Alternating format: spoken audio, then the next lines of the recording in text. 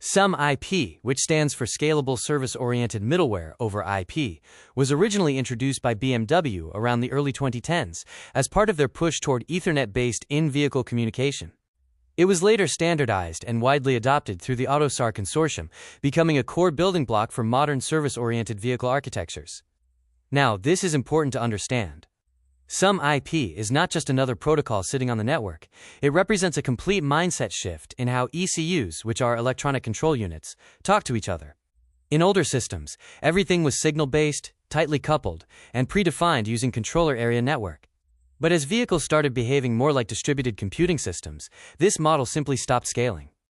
So the industry moved towards service-oriented communication over Automotive Ethernet, where instead of sending raw signals, ECUs expose services, and other components dynamically discover and consume them. That's exactly where SomeIP fits in. In this lecture, we will not just understand SomeIP in isolation, we will connect it directly to Android Automotive OS, also known as AAOS, and more importantly, we will trace how a real vehicle signal, like speed or HVAC temperature, travels from a physical sensor all the way to an Android application. By the end of this lecture, you will clearly understand the architecture, the data flow, and the real OEM challenges involved in integrating SomeIP with AAOS.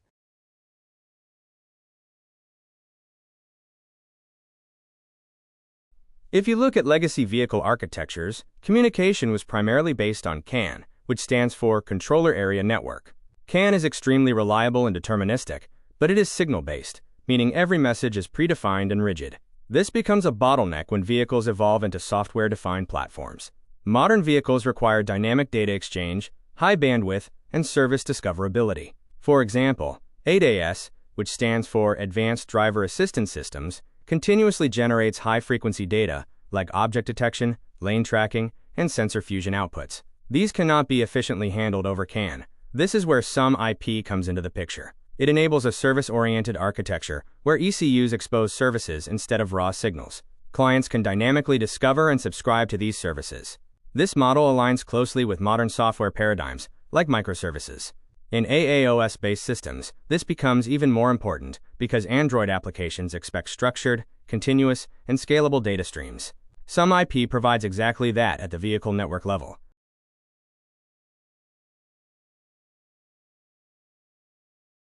At its core, SomeIP is built around services, instances, methods, and events. A service represents a functional capability, such as vehicle speed or climate control.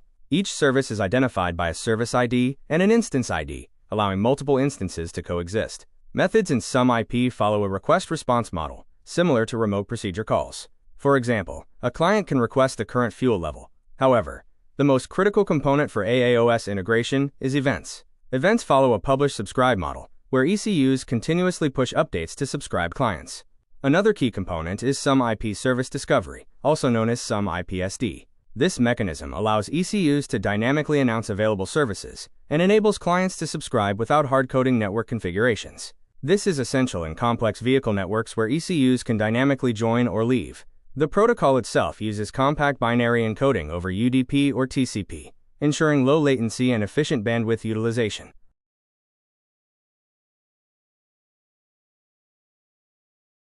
Now let's place SomeIP in the AAOS architecture.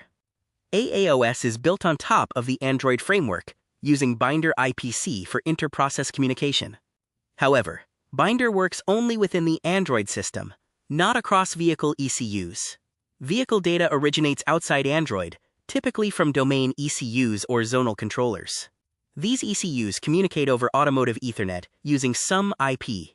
The Android system cannot directly interpret this data, so a middleware layer is introduced. This middleware, often implemented using libraries like vsomeip or Adaptive AUTOSAR, acts as a SomeIP client. It receives service data from the network and translates it into a format that the vehicle VHAL or Vehicle Hardware Abstraction Layer can understand. From there, the data flows into car service and eventually to Android applications. This layered separation ensures that Android remains hardware agnostic while still accessing real-time vehicle data.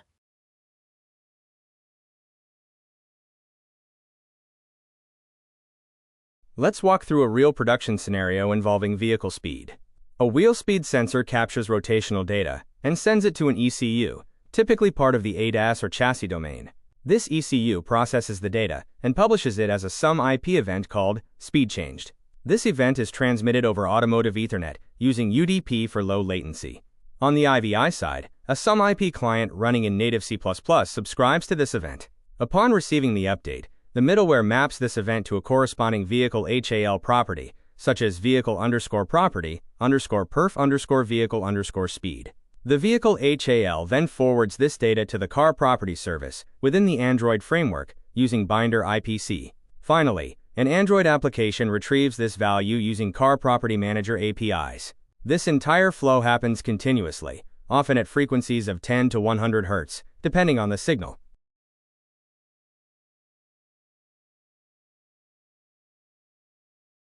The middleware layer is the most critical part of SomeIP integration in AAOS. Since Android does not support SomeIP natively, OEMs rely on native libraries like vsomeip or Adaptive AUTOSAR.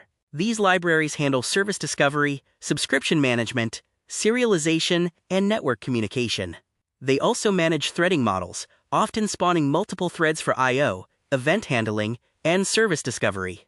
This is why, in real systems, you might observe a large number of threads, sometimes exceeding 80. Each thread serves a specific purpose, such as handling incoming packets, processing callbacks, or maintaining service availability. The middleware also ensures reliability, reconnection strategies, and error handling, which are critical in automotive environments where network conditions can vary.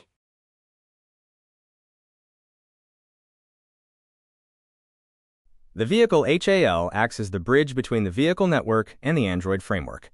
It abstracts vehicle-specific details and exposes standardized properties to the Android system. In SomeIP integration, the middleware translates service events into VHAL properties. This mapping is entirely OEM-specific and often involves handling hundreds or even thousands of signals. For example, a speed-changed event is mapped to a predefined property ID. The VHAL then updates this property and notifies the car service. One key challenge here is handling different data types, update rates, and signal priorities. Some signals require continuous streaming, while others are on demand.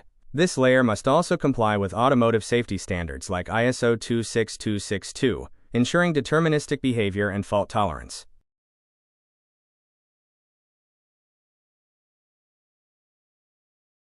In real OEM systems, integrating SomeIP with AAOS is far from trivial. One major challenge is debugging across multiple layers. A single issue might involve ECU firmware, Ethernet transport, middleware logic, and Android framework behavior. Another common issue is thread explosion, where middleware libraries create a large number of threads. This can lead to performance bottlenecks and system instability if not properly managed. Latency is another concern. While SomeIP is designed for low latency, Android's lifecycle and scheduling can introduce delays. Version compatibility between ECUs and IVI systems also becomes a challenge, especially when services evolve over time.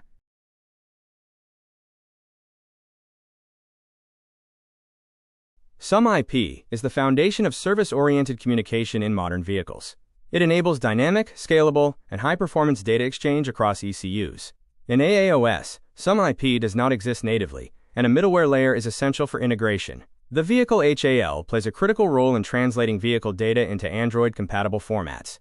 Real-world implementations involve complex challenges, including threading, lifecycle management, and debugging. Understanding this architecture is essential for building next-generation automotive systems.